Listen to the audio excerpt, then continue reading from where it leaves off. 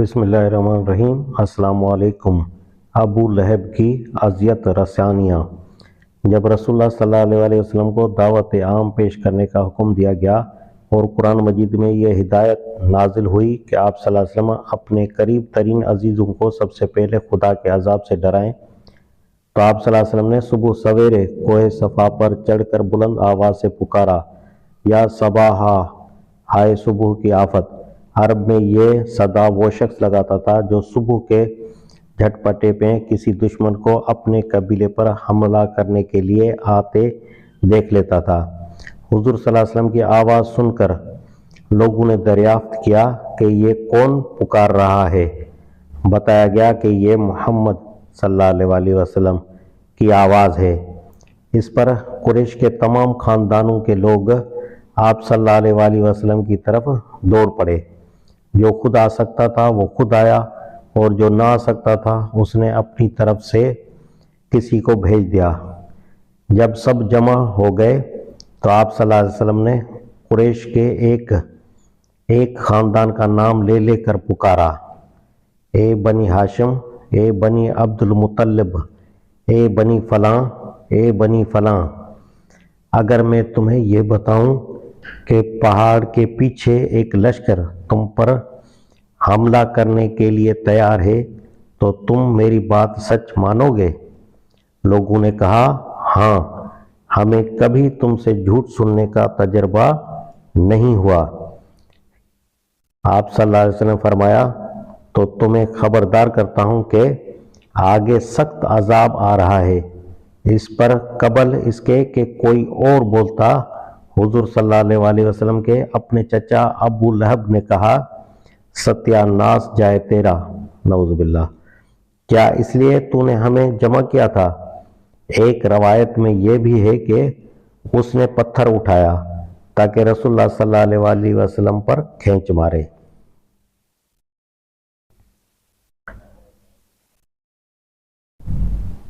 مسند احمد، بخاری، مسلم، ترمذی، ابن جریر۔ مکہ میں ابو لہب حضور صلی اللہ علیہ وسلم کا قریب ترین ہمسایہ تھا۔ دونوں کے گھر ایک دیوار بیچ واقع تھے۔ اس کے علاوہ حکم بن عاص، مروان کا باپ، عقبہ بن ابی معیط، عدی بن عمرہ اور ابن الصدع الحزلی بھی آپ صلی اللہ علیہ وسلم کے ہمسائے تھے۔ یہ لوگ گھر میں بھی حضور صلی اللہ علیہ وسلم کو چین نہیں لینے دیتے تھے۔ آپ صلی اللہ علیہ وسلم کبھی نماز پڑھ رہے ہوتے تو یہ اوپر سے بکری کا اوج آپ صلی اللہ علیہ وسلم پر پھینک دیتے، نعوذ باللہ۔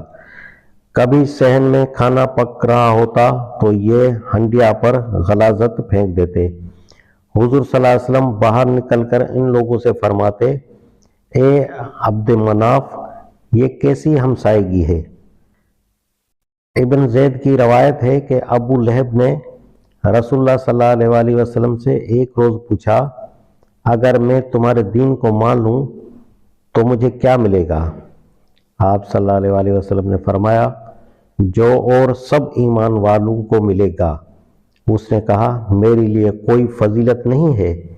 حضور صلی اللہ علیہ وسلم نے فرمایا، اور آپ کیا چاہتے ہیں؟ اس پر وہ بولا، ناز جائے اس دین کا جس میں اور یہ دوسرے لوگ برابر ہیں۔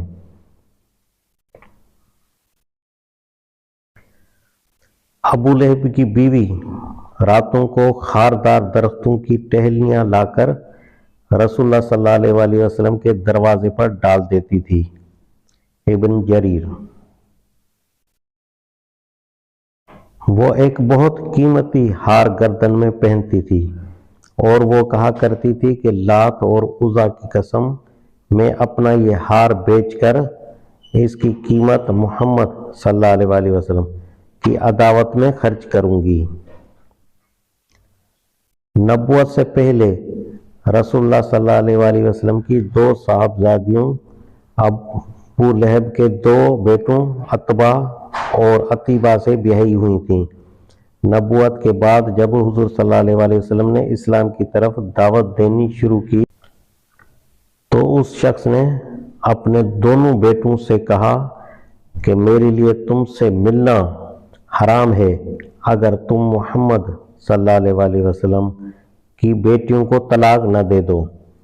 چنانچہ دونوں نے طلاق دے دی، اور عتیبہ تو جہالت میں اس قدر آگے بڑھ گیا کہ ایک روز حضور صلی اللہ علیہ وسلم کے سامنے آ کر اس نے کہا کہ میں قسم ہے مجھے طاری کی انکار کرتا ہوں، اور یہ کہہ کر اس نے حضور صلی اللہ علیہ وسلم کی طرف آپ صلی اللہ علیہ وسلم حضور صلی اللہ علیہ وسلم نے فرمایا، خدایا اس پر اپنے کتوں میں سے ایک کتے کو مسلط کر دے۔ اس کے بعد عتیبہ اپنے باپ کے ساتھ شام کے سفر پر روانہ ہو گیا۔ دوران سفر میں ایک ایسی جگہ قافلے نے پڑاؤ کیا جہاں مقامی لوگوں نے بتایا کہ راتوں کو درندے آتے ہیں۔ ابو لہب نے اپنے ساتھی اہل قریش سے کہا کہ میرے بیٹے کی حفاظت کا کچھ انتظام کرو، کیونکہ مجھے محمد صلی اللہ علیہ وسلم کی بد دعا کا خوف ہے۔ اس پر قافلے والوں نے عتیبہ کے گرد ہر طرف اپنے اونٹ بٹھا دیے اور پڑھ کر سو رہے۔ رات کو ایک شیر آیا اور اونٹوں کے حلقے میں سے گزر کر اس نے عتیبہ کو پھاڑ کھایا۔ روایات میں یہ اختلاف ہے کہ بعض راوی طلاق کے معاملے کو اعلان نبوت کے بعد کا واقعہ بیان کرتے ہیں، اور بعض کہتے ہیں کہ یہ تبت یدا ابی لہب و تب کے نزول کے بعد پیش آیا تھا۔ اس امر میں بھی اختلاف ہے کہ یہ ابو لہب کا لڑکا عتبہ تھا یا عتیبہ، لیکن یہ بات ثابت ہے کہ فتح مکہ کے بعد عتبہ نے اسلام قبول کر کے حضور صلی اللہ علیہ وسلم کے دست مبارک پر بیعت کی، اس لیے صحیح بات یہی ہے کہ یہ لڑکا عتیبہ تھا۔ اس کے خبث نفس کا یہ حال تھا کہ جب رسول اللہ صلی اللہ علیہ وسلم کے صاحبزادے حضرت قاسم کے بعد دوسرے صاحبزادے حضرت عبداللہ کا بھی انتقال ہو گیا، تو اپنے بھتیجے کے غم میں شریک ہونے کے بجائے خوشی خوشی دوڑا ہوا قریش کے سرداروں کے پاس پہنچا اور ان کو خبر دی کہ لو آج محمد صلی اللہ علیہ وسلم بے نام و نشان ہو گئے، نعوذ باللہ۔ رسول اللہ صلی اللہ علیہ وسلم جہاں جہاں بھی اسلام کی دعوت دینے کے لیے تشریف لے جاتے، یہ آپ صلی اللہ علیہ وسلم کے پیچھے چاہتا اور لوگوں کو آپ صلی اللہ علیہ وسلم کی بات سننے سے روکتا۔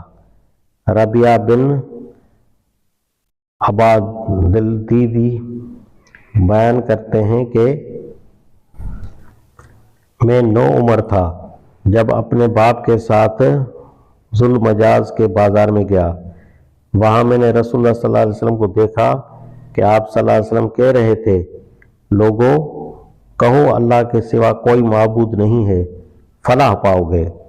اور آپ صلی اللہ علیہ وسلم کے پیچھے پیچھے ایک شخص کہتا جا رہا تھا کہ یہ جھوٹا ہے، دین آبائی سے پھر گیا ہے، نعوذ باللہ۔ میں نے پوچھا یہ کون شخص ہے؟ لوگوں نے کہا یہ ان کا چچا ابو لہب ہے، مسند احمد بہقی۔ دوسری روایت انہی حضرت ربیعہ سے یہ ہے کہ میں نے رسول اللہ صلی اللہ علیہ وسلم کو دیکھا کہ آپ صلی اللہ علیہ وسلم ایک ایک قبیلے کے پڑاؤ پر جاتے ہیں اور فرماتے ہیں، اے بنی فلاں، میں تمہاری طرف اللہ کا رسول ہوں، تمہیں ہدایت کرتا ہوں کہ صرف اللہ کی عبادت کرو اور اس کے ساتھ کسی کو شریک نہ کرو، تم میری تصدیق کرو اور میرا ساتھ دو تاکہ میں وہ کام کروں جس کے لیے اللہ نے مجھے بھیجا ہے۔